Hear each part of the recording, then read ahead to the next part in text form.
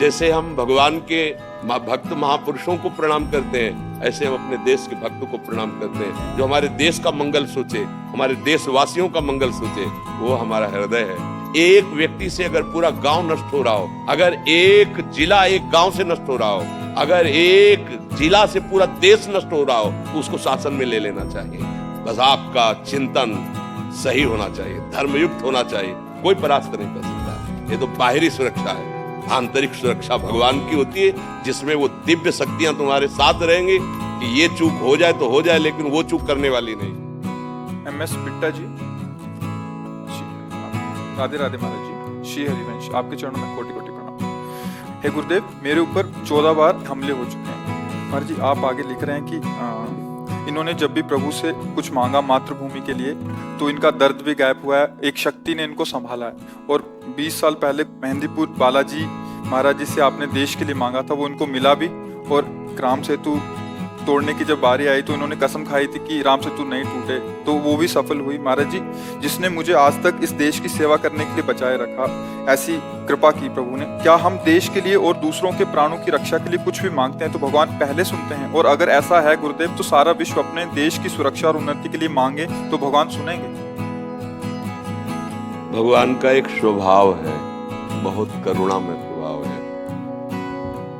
जब हम अपने भोग की सामग्री अपने सुख के लिए मांगते हैं, तो ये पुकार थोड़ा विलंब से जाती है प्रभु के काम। उसके लिए फिर आपको योग्यता दिखानी पड़ेगी। और अगर दूसरे सुख के लिए, दूसरों के हित के लिए, देश के लिए, विश्व के लिए, या किसी व्यक्ति के लिए, या पशु पक्षी के लिए भी, वो तत्काल बात होती है प्रभु से। इसमें बिल्कुल संशय नहीं। जब हम अपनी वासनाओं की पूर्ति की मांग रखते हैं तो थोड़ा विलंब से बात होती है, क्योंकि इसमें अज्ञान से उसी जीव का पतन है जो अपने भोगों के लिए मांग। लेकिन जो देश के लिए और दूसरों के, उसको अलग से भक्ति करने की जरूरत नहीं है। जैसे एक ऋषि मुनि को परम पद मिलता है, ऐसे इस देश भक्त को भी, जो अपने देश को भगवान का स्वरूप मानकर और देश की प्रजा को भगवान की सेवा मानकर करता है, उसको अलग से कोई साधना करने की जरूरत नहीं। उसकी वही गति होगी जो एक महात्मा की गति होती है। क्योंकि जैसे अर्जुन जी कह रहे मैं संन्यास लूंगा, और भगवान कह रहे तुम्हें युद्ध करना है। कह रहे ना, आताताई आतंकी दुष्टों को विनाश करो जो अधर्म में चल रहे हैं। संन्यास लेने की जरूरत नहीं, इन अधर्मियों का विनाश करो, और जो हमारे धर्म से चलने वाले असहाय जन हैं उनकी सहायता करो। अगर उनकी सहायता में प्राण भी चले जाते हैं, तुम्हें भगवत प्राप्ति होगी। परहित सरिस धर्म नहीं भाई, पर पीड़ा सम नहीं अग भाई। जो दूसरों के हित के लिए कोई भी पीड़ा उसे परास्त नहीं कर सकते। ये निज अनुभव, ये कहूं खगेशा। जैसे कागभूषुंड जी गरुड़ जी से कह रहे कि मैं दूसरे की बात नहीं, मैं अपने अनुभव की बात कह रहा हूं कि यदि दूसरों के हित के लिए तुम्हारे मन में बात है तो कोई भी परास्त नहीं कर सकता। रोग शोक शाप ताप दारुण दुखहारी, कोई भी तुम्हें साप देकर नष्ट नहीं कर सकता। कोई रोग तुम्हें परास्त नहीं कर पाएगा, कोई भी बाधा तुम्हें गिरा नहीं सकती, क्योंकि तुम्हारा परहित की भावना है। अगर परहित की भावना है, देखो दोनों किडनी फेल है, अतरे दिन डायलिसिस होता है, और डायलिसिस मैन की हालत क्या होती है वो तो जो उनके ऊपर बीतता है। लेकिन अगर ये कुछ प्रक्रिया आप देख रहे, 1:30 बजे रात्रि से यहाँ की दिनचर्या शुरू होती है, ये केवल इसी से है कि हमारे देश के प्राणी ये समझें कि विषय भोग अधर्म पूर्वक करने से तुम्हें कभी शांति नहीं मिलेगी। धर्म पूर्वक विषयों का सेवन करो, दूसरों को सुख पहुंचाओ। तो मेरे अंदर उत्साह आ रहा है, मेरे अंदर बल आ रहा है, मैं आपसे बात करने के लायक सामर्थ्य पा रहा हूं। कौन दे रहा है? प्रभु दे रहे हैं। नहीं हालत तो जिसे आप इतने बार शरीर की ऐसी अव्यवस्था, और इस पर भी आपका जोश कि हमारा देश सुखी रहे, हमारा देश ऐसे निर्विकार भाव से रहे कि परस्पर सुहृदता बढ़े, मित्रता बढ़े, भाईचारा बढ़े। ये छोटी छोटी जो मेड़े बीच में बन रहे हैं, ये सब हट जाएं। हम एक घर के जैसे परिवार के अलग अलग कमरों में रहते हैं, ऐसे क्यों नहीं रह सकते? एक बहुत बड़ा घर है, उसका नाम भारत है। ये जो अलग अलग प्रदेश और ये जिला बने हुए हैं, ये हमारे अलग अलग उसी बड़े घर के छोटे छोटे घर हैं। हम कोई भी कपड़ा धारण करें, कोई भी वेश धारण करें, हम एक ही के बच्चे हैं, दूसरे के नहीं हैं। हम सब भाई भाई हैं, अलग अलग कमरों में रह रहे हैं, एक ही पिता की संतान। ऐसा क्यों नहीं समझते? कौन सा ऐसा धर्म है जो दूसरे का अहित करके पुष्ट होता हो? वो धर्म नहीं, वो अधर्म है। इसलिए जैसे अपने शरीर का एक अंग कोई खराब होकर पूरे शरीर को नष्ट करना चाहे तो उसे हम कटवा देते हैं। अपने शरीर का अंग अभी पता चल जाए यहाँ कैंसर है, आपको कटवाने से कैंसर से आप बच जाएंगे, नहीं तो पूरा फैल जाएगा, तो राजी होकर पैसा देके कटवा देंगे, आप इसे काट दीजिए। एक व्यक्ति से अगर पूरा गांव नष्ट हो रहा हो, अगर एक जिला एक गांव से नष्ट हो रहा हो, अगर एक जिला से पूरा देश नष्ट हो रहा हो, तो उसको शासन में ले लेना चाहिए, क्योंकि पूरे जीव बच रहे हैं। तो ऐसे ही जो मलिन स्वभाव के, राक्षसी स्वभाव के, और ये समझते हैं कि मैं धर्म कर रहा हूं, दूसरों की हत्या करना, दूसरों को पीड़ा देना, दूसरों का विनाश करना, ये राक्षसी स्वभाव कभी धर्म नहीं हो सकता है। इनको शासन में लेना ही धर्म है, इनको शासित करना, इनको दंड देना, यही धर्म है। अगर उसकी हिंसा नहीं होगी तो लाखों को मार देगा वो।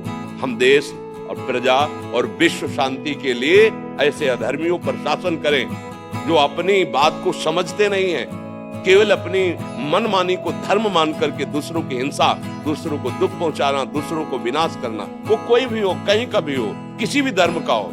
जो पापी होते हैं, हिंसक होते हैं, राक्षसी होते हैं, वो किसी धर्म के नहीं होते। उनका केवल दूसरों को दुख देना, भयभीत करना, आतंक मचाना स्वभाव होता है। वो किसी धर्मावलंबी नहीं। कोई भी आज तक आचार्य, कोई भी महापुरुष ऐसा किसी भी धर्म की रचना नहीं की जिसमें जो असहाय हैं, निर्बल हैं या जो निरपराधी हैं उनका विनाश किया जाए। नहीं, इनकी बुद्धि भ्रष्ट है। ये शासन के द्वारा ही काबू में किए जा सकते हैं। एक आदमी लाखों को पीड़ित कर रहा है, एक आदमी देश को भयभीत कर रहा है, ऐसा नहीं। और जो ऐसा सोचता है कि इनका, तो मानते हैं, जैसे आपने कहा कि कई बार अटैक हुआ है, मानते हैं ऐसा हो सकता है, पर वो विधान में ही होगा आपके लिए। आपके अनंत जन्मों के कर्मों का हिसाब नष्ट हो रहा है, ऐसे बाल बांका नहीं हो सकता। ध्यान रखना, धर्म करने से जो पीड़ा प्राप्त होती है, धर्मात्माओं को सदा पीड़ा झेलनी पड़ी। इतिहास साक्षी आप देख लो, गुरुजनों को देख लो, गुरुवाणी में जो वर्णन देखो, गुरुजनों को कैसा अधर्मियों के प्रति और अपने धर्म के प्रति दोनों भाव को देखिए। भारी कष्ट को सहते हुए महापुरुषों ने धर्म की रक्षा की है। उनके शरीरों को भी कष्ट दिया गया है और उन शरीरों के कष्ट को सहाय, हंसते हंसते सहाय। तो जैसे आप चल रहे हैं, फिर ये कह दे कि अगर तुम ठीक कर रहे हो तो तुम्हें कष्ट क्यों है? जैसे कोई कह देना कि आप समझते हो कि मैं धर्म कर रहा हूं तो फिर आपका शरीर क्यों ठीक नहीं? तो बचपन से बाबा जी हैं, कभी चींटी को जानकारी से मारा हो ऐसा मुझे याद नहीं, दोनों किडनी खराब है। जो अनंत जन्मों का हिसाब है, उसको पावन करके प्रभु हमें बुला रहे। पूरा कपड़ा मलिन था, धुलाई हो रही है। तो ऐसे जैसे धर्मात्मा पुरुष, देश रक्षक पुरुष है, उसके प्रति सोचे ना, ये देखो ऐसा मत समझो, मालिक वो पद देने जा रहा है उनको जहां तक तुम्हारी दृष्टि भी नहीं पहुंच सकती। मतलब यहाँ का जितना पुरस्कार है वो यहीं रह जाएगा ना। एक पुरस्कार ऐसा है जो हमें पार कर देगा, वो गुरुवाणी, वो गुरु कृपा, वो भगवत कृपा। तो हमारा हृदय आपके साथ है, शरीर भले साथ ना हो। हम अपने देश से बहुत प्यार करते हैं, देश के लिए प्राण त्यागने के भी उत्साह रखते हैं। तो हमारा देश हमारे लिए भगवान है। जब हम ये किसी भी आर्मी के जवान को देखते हैं तो अंदर से हम उसे सल्यूट करते हैं, अंदर से उसे सर झुकाते हैं। प्यारे, हम बाबा जी बन करके धर्म के मार्ग में चल रहे हैं। तुम एक वीर बहादुर होकर कष्ट सहते हुए हमारे देश के लिए, हमारे लिए उसके छोटे छोटे बच्चे हैं, उसकी पत्नी है। कौन चाहता है ऐसा कि कम से कम एक बार एक दिन में सेवा की, लौट के अपने परिवार तो आ गए? ये आएगा कि नहीं आएगा उसको खुद भी विश्वास नहीं है कि पता नहीं किधर से गोली आके कहां से पार हो जाए। और वो रात दिन कैसी भी परिस्थिति हो, ऐसा नहीं। बहुत सुंदर इनकी साधना है, हम इनको प्रणाम करते हैं। ऐसे ही हमें जब कोई देशभक्त मिलता है, जब आपको बताया कि देशभक्त है, तो हमारा हृदय, हम भले खड़े नहीं हो पाए रोग के कारण, लेकिन हृदय से खड़े होकर स्वागत किया है कि हम अपने देशभक्त को प्रणाम करते हैं। जैसे हम भगवान के भक्त महापुरुषों को प्रणाम करते हैं, ऐसे हम अपने देश के भक्तों को प्रणाम करते हैं जो हमारे देश का मंगल सोचे, हमारे देशवासियों का मंगल सोचे। वो हमारा हृदय है और उसे आशीर्वाद मांगने की जरूरत नहीं। जब कह रहे हैं कि हृदय ही साथ है, तो आशीर्वाद क्या चीज होता है? हृदय ही साथ है। बिल्कुल आप निर्भय रहिए, निश्चिंत रहिए और निशोक रहिए। और जब तक श्वास है तब तक देश सेवा में। बस अंतिम तो फतेह ही फतेह है ना, अंतिम तो फतेह ही है। जब धर्म से चला जाता है तो वो हमें बहुत ही प्रसंग हृदय में आनंद प्रदान करता है। भगवान के पिता का सौभाग्य दशरथ जी को मिला, राम जी के पिता का सौभाग्य नहीं, लेकिन अंत्येष्टि क्रिया का सौभाग्य जटायु को मिला, दशरथ जी को नहीं मिला। जटायु जी भगवान की गोद में ऐसे शरीर त्याग रहे हैं, भगवान की गोद में, और कह रहे हैं ये मैं कृपा नहीं कर रहा, ये आपके कर्म की गति है, क्योंकि आपने दूसरे की रक्षा के लिए अपने जीवन को समर्पित कर दिया। तात जाओ परम धाम को मेरे। तो ये जो दूसरों के हित की बात है, ये सबसे बड़ा धर्म है। भगवान उसको बहुत प्यार करते हैं। अगर हम तपस्या भी अपने लिए कर रहे हैं ना तो कोई खास बात नहीं है, ध्यान रखो। भजन भी अपने सुख के लिए करें कोई खास बात नहीं है। जब हमारी तपस्या, हमारा भजन हमारे देश के लिए और हमारे देश के समाज के लिए हो, वही सार्थक है। तो वही तो आप भी कर रहे हैं। आपकी सोच, आपका चिंतन, आपका प्रयास, हमारा देश सुख में रहे, हमारा देश इन आतंकी हमलों से बचा रहे, हमारे देश में कोई ऐसे कुमार्गामी प्रवेश न करे जो हमारी भोली प्रजा को नष्ट करे, कष्ट दे। बात तो एक ही है। हम यहाँ बैठे भजन बल से सोच रहे हैं, आप बाहुबल, ऐश्वर्य बल, कानून बल, इनके द्वारा आप सुरक्षा कर रहे हैं। तो बात तो दोनों ही, हम दोनों एक पिता की संतान, हम दोनों का एक ही कार्य है। भेष अलग अलग है, उद्देश्य एक ही है। हमारी तपस्या, हमारी श्वास, हमारा अनुभव, हमारा ज्ञान हमारे देश के लिए है, विश्व के लिए है। जो हमारी बात माने, जो हमारी बात सुन ले, निहाल हो जाएगा, उसको पकड़ लो केवल। तो ऐसे ही आपका है ना कि जो हमारे पास धन है, जो हमारे पास योग्यता है, जो हमारे पास बल है, जो हमारे पास शासन है, हमारी राज्य की रक्षा हो, हमारे देश की रक्षा हो, हमारी प्रजा सुखी हो, यही भगवत मार्ग है। बहुत अच्छा लगा। बाहरी माला तो नहीं पहना रहे, लेकिन हृदय की बात कह रहे, हम बहुत आदर करें।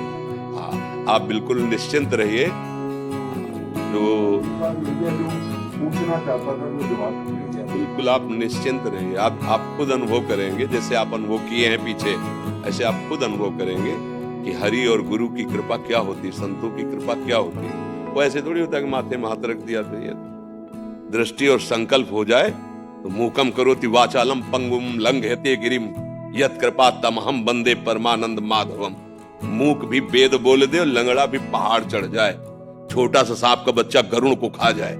ये कृपा जो है, जो गुरु कृपा, इस कृपा, छोटा सा सांप का बच्चा जो 1000 फण वाले को भी एक क्षण में चीर दे, वो गरुड़ जी, और जो गरुड़ को खा जाए छोटा बच्चा, इसे भगवान की कृपा कहते। कुछ दुर्लभ नहीं, बस आपका चिंतन सही होना चाहिए, धर्मयुक्त होना चाहिए। कोई परास्त नहीं कर सकता। ये तो बाहरी सुरक्षा है, आंतरिक सुरक्षा भगवान की होती है, जिसमें वो दिव्य शक्तियां तुम्हारे साथ रहेंगी कि ये चूक हो जाए तो हो जाए, लेकिन वो चूक करने वाली नहीं, क्योंकि पहले से जान रहे वो क्या सोच के आ रहा है। इनको तो क्रिया दिखाई देगी और वो सोच देख रही, सोच। जब दुर्वासा जी ने अपना मंत्र बल प्रकट करके अम्बरीश जी को दंड देना चाहा, निरपराध अम्बरीश जी को, तो अम्बरीश जी को भी पता नहीं था कि सुदर्शन चक्र हमारे पीछे है। तत्काल सुदर्शन चक्र प्रकट हुआ, कृत्या को नष्ट किया और दुर्वासा को त्रिभुवन में दौड़ाया, क्योंकि वो भी तपस्वी थे ना। तो मारा इसलिए नहीं कि तुम भी भगवान के मंत्र से सुरक्षित हो, पर देखो हम तुम्हें जलाएंगे, कहीं ठौर नहीं मिलेगी।